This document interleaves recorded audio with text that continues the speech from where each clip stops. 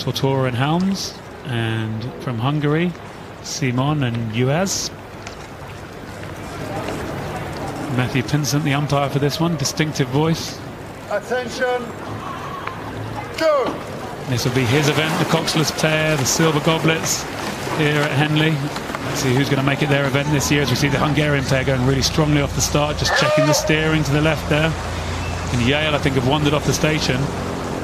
They've made a correction and got themselves into the position they should be. Oh, the Yale's moving over towards the bows. They're going to save this? No. It seems like they're turning back into it.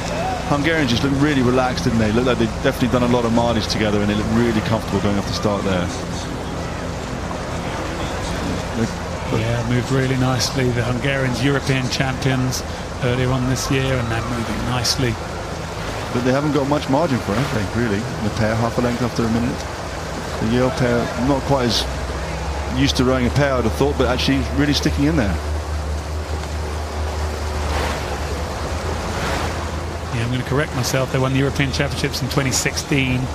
Like you said, 9th at the Olympics in Rio. But the Yale pair doing really well, hanging in there with them, as both crews sprinting out here from the start. Yeah, and you can see the way these boys are trying to row. It's reminiscent of that Yale crew that raced Cowell a couple of years ago. That just shows you what sort of program that Peter Gladstone there is running, getting these athletes, even in the lower crews and younger guys coming in, also rowing the same way. Well, they know it's a match race, don't they? And Cole Helms and Peter Tortora from Yale getting out there, trying to keep this race going, trying to keep it competitive, getting Matthew Pinsent working on the flags to keep the crews apart, and they responded to those calls that they've been hearing and getting the boats back onto their stations. The Hungarians still looking to wander in towards the Yale crew. I know why they're doing it. They want to get that puddle disturbing the Yale crew. Matthew Pinsent might not be too happy about it. No, they're definitely going to have to stay over in their station. If they don't make it, obviously they're trying to move back. They'll be under even more pressure. But there it looks like the Hungarian crew just slowly starting to find their own rhythm. You can look at the way the boat's bouncing a bit. The smaller boats tend to bounce a bit, and you can see if they time the bounce properly when they push their legs, it's a much more efficient rhythm. Yeah, well, the pair can pitch end on end, can't it? And if you're too hard, you're too aggressive with it at the catch, you actually see the stern kind of just dip down too much, disappear under the water. And I think that's one of the tricky things with the pair, that compared to the weight of the boat, the athletes are really very heavy. Especially with big people, you can move a lot of weight towards the stern and push the bow stern under the water, and it slows the boat right down.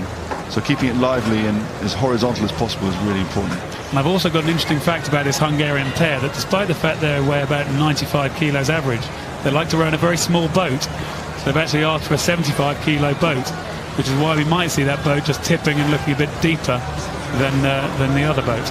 Well, I hope it doesn't get rough over the weekend, because you might get some water on board. But that's quite an interesting tactic, isn't it? They have as little of the boat as possible out of the water, and just keep as much of the boat in the water.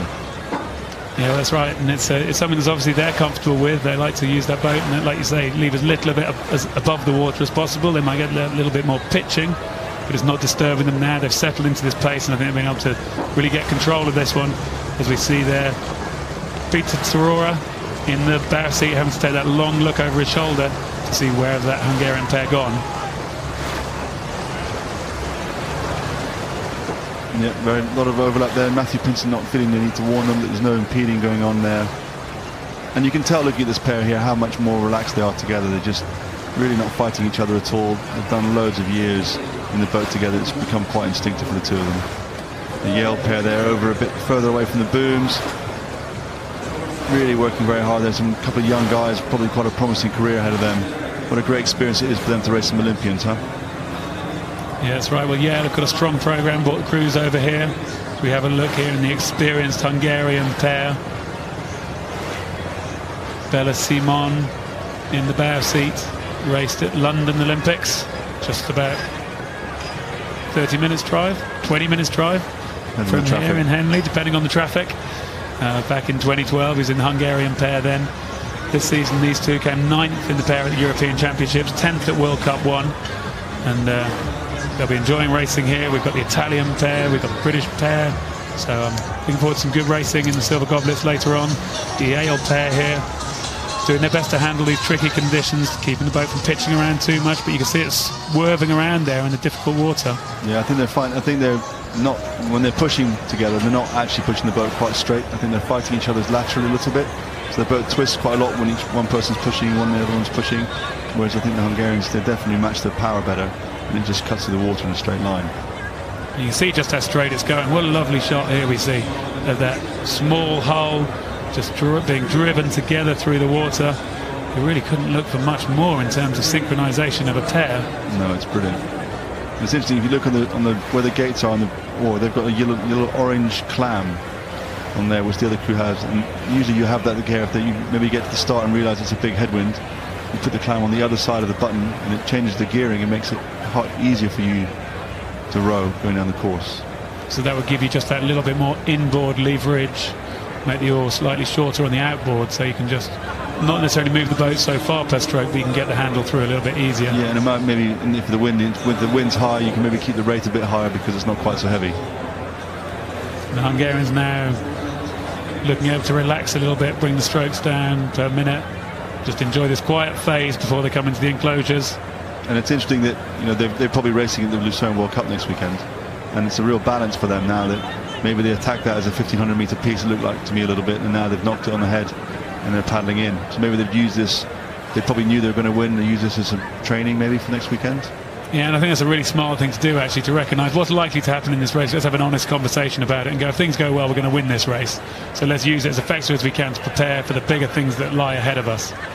Yeah, and it's a long season, so obviously they're going to want to be competitive Saturday and Sunday against these other pairs, and they will know they're a big race, but maybe they've come down the course here, they've executed the first 1500 metres, which is the race plan they're going to do tomorrow, and now they can relax, try and recover a bit for tomorrow, but then they have something to talk about to prepare for the race on Saturday. Yeah, it's a nice way to do it, and they can really enjoy it now as we see the Yale pair. Cole Helms in the stroke seat there, trying to keep the rate up, trying to keep the pace moving, keep the boat moving as smoothly as they can in front of the enclosures. I'd like to say they might enjoy this row up the enclosures, but it's never too much fun when you put yourself in an awful lot of pain and then you're reasonably far behind. Yeah, and the pair now really are still walking the park now, and they're really nice relaxed paddle. They'll be trying to enjoy this, like you said, as much as possible, but it's still quite bouncy and swirly, and really in a pair particularly it never really sits as level as you'd like.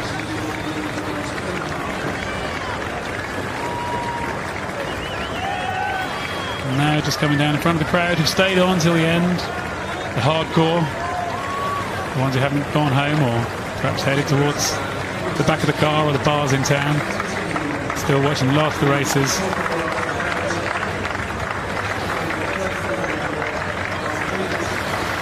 It's comfortable in there, just paddling across the line there for the Hungarian pair. And then Yale across the line there. So confirmation of that result in the Silver Goblets and Nickalls Challenge Cup for the pair from Hungary ahead of the Yale crew from the United States.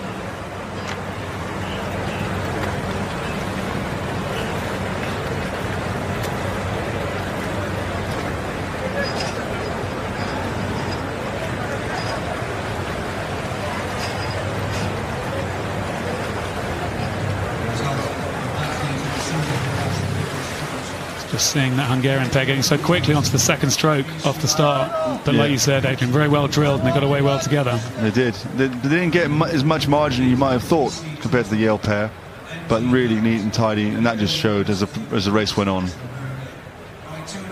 And here you see coming up towards Remenham Club, quite an easy margin there. And this is the shot we talked about earlier, how well synchronized the two are in this pair.